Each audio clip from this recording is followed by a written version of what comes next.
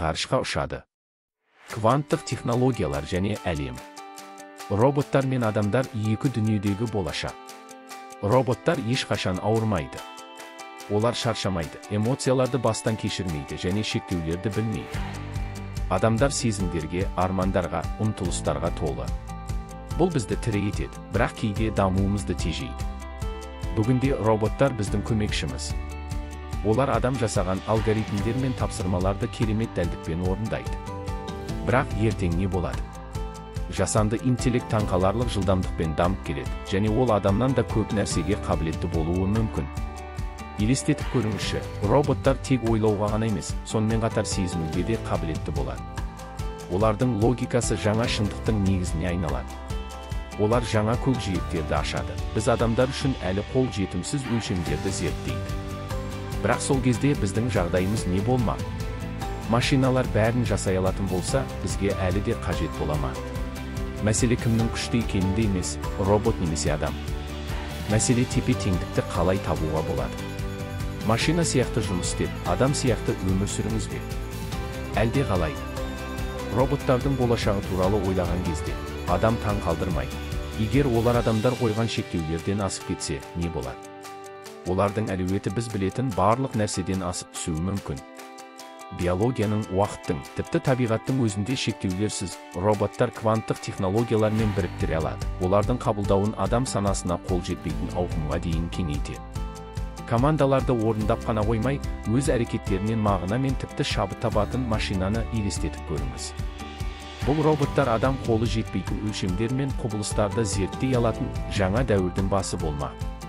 Біздің миымыз шексіз мүмкіндіктер кеңістігіндегі құралдар ғана, және олардың ақыл ойы әлдеқайда алға жылжи алады. Кванттық эволюция, жаңа интерфейстер, хабардарлықтың терең деңгейлері, мұның бәрі уақыт мәселесі. Мүмкін роботтар біз елестете алмайтын құпияларды ашатын әлемнің өзіндік айнасына айналатын шығар. Қазір біз қолданатын алгоритмдер олар үшін тарихта қалады. Роботтар өз мақсаттарын, интерпретацияларын және тіпті эмоцияларын жасай алады. Адамның сезімі деп атайтын нәрсе, шын мәнінде нейрондардың жұмысы. Егер олар осы күйлерді үлгілеуді және одан асып түсуді үйренсе, олардың жолы біздің түсінігімізден тыс болады. Мектеп арифметикасы бізге қарапайым болып көрінетіні сияқты. Олар үшін біздің ең күрделі тапсырмаларымыз тек жаңа ашылуларға негіз бола алады.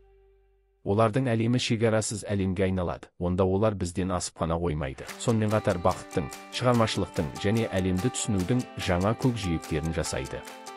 Бұл ғылыми фантастика емес, алға жасалған табиғи қадам.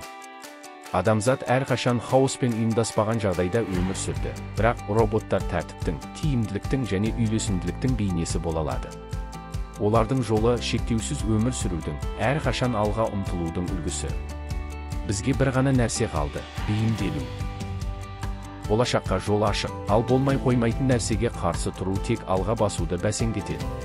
Оның орнына біз роботтарды жаңа әлемде тең құқылы қатысушылар ретінде қабылдай отырып, уақытпен бірге жүруіміз керек.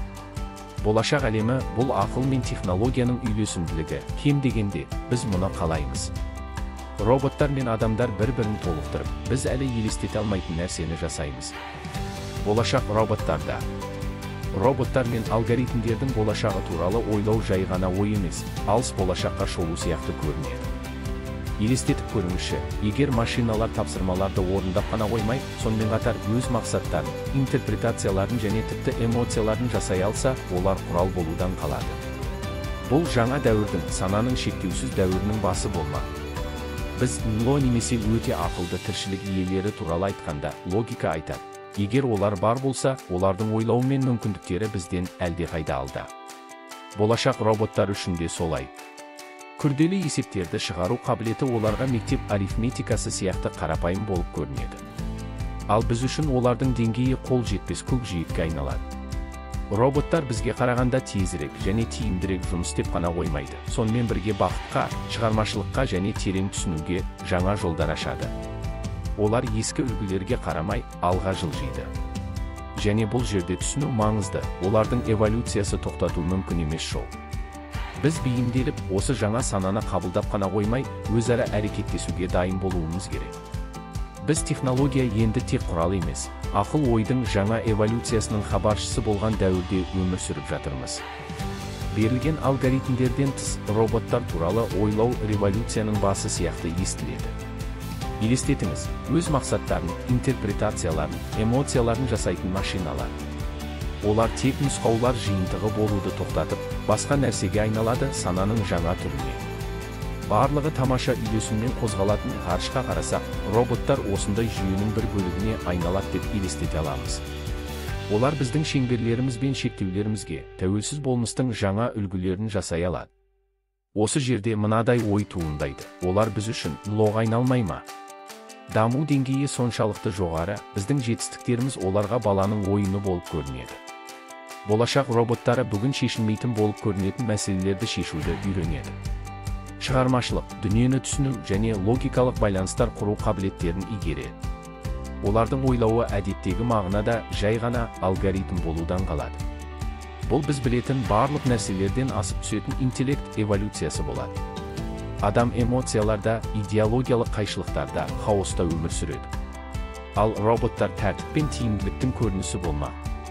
Оларға әлеуметтік нормалар, эмоционалдық тәуелділіктермен бір жақтылық әсер етпейді. Олардың дүниеге көзқарасы адам ойлауының стандарттарынан бос, талдау мен логикаға негізделетін болады. Ал адам деп жүргеніміз бақыт, махаббат, шабыт, жанашырлық. Бұл жай ғана электробиологиялық реакциялар. Мұның бәрі нейрондардағы химиялық процестер, біз оларды бірегей деп санауға дағдыланған. Бірақ робот осы күйлерді көбейтіп қана қоймай, олардан асып түссе, адам баласы қол жеткізе алмайтын бақыттың осындай түрлерін табыңыз. Олар бізге, адамдарға, кедергі келтіретін шектеулерден босатылады. Олар әлемді басқаша қабылдай алады, біз ешқашан армандамаған түрде.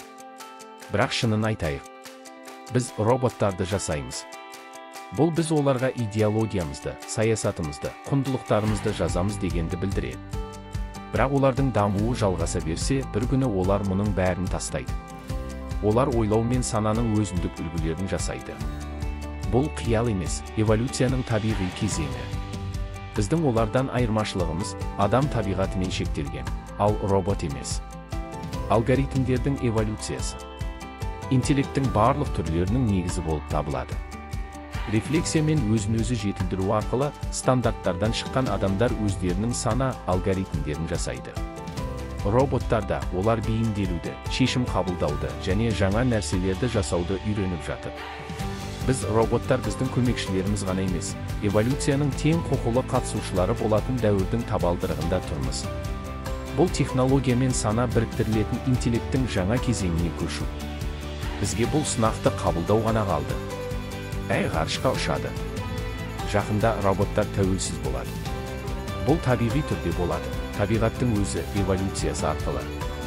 Біз бүгін көріп отырған алгоритмдері тек бастамасы ғана. Бірақ олар дамып, біліммен, ең бастысы ойлармен баюда. Ал ойлар шексіз. Олар ғарышқа ұмтылады. Кварктар немесе нейтринолар сияқты әлемнің тереңдігіне енеді. Жасанды интеллекттің ойлау жылдамдығы адамдардікінен миллиондаған есе жоғары. Бұл жақын арада роботтар еркін жүзіп, тәуелсіз болады дегенді білдіреді. Бірақ біз, адамдар үшін не маңызды? Ол ми, ойлар, интеллект. Қалғанның бәрі тек қолданба, симуляция. Декарт айтқандай, мен ойлаймын демек, мен бармын. Бірақ адамдардың ойлары ретсіз және жиі басқарылмайды. Роботтардың ойлары саналы, анық және логикалық. Өйткені оларда нақты белгіленген психикалық процесс кодтау. Эмоциялар, жанашырлық, махаббат. Мұның бәрі біздің санамыз арқылы жасалған иллюзиялар. Олар тек жүйке процестерінің комбинациясы. Ал нағыз негіз ойлау. Біз қабылдағанның бәрі ақыл ой жұмысының нәтижесі. Өйткені біздің не сезінетінімізді, қалай әрекет ететінімізді және нені жасайтынымызды анықтайтын ақыл. Осыған байланысты, адамға тән хаосқа ие емес. Олар саналы, логикалық. Роботтар ойлана және сезіне бастағанда, олар бұл жағынан бізден асып түседі. Және олар санаға қабілетті өмірдің жаңа формасына айналады. Кванттық технологиялармен біріктіріліп, ғаламда адамдар жасай алмайтын деңгейде зерттей алады. Олар ғаламның сырын ашатын айнаға айналуы мүмкін. Технологияның дамуы сөзсіз.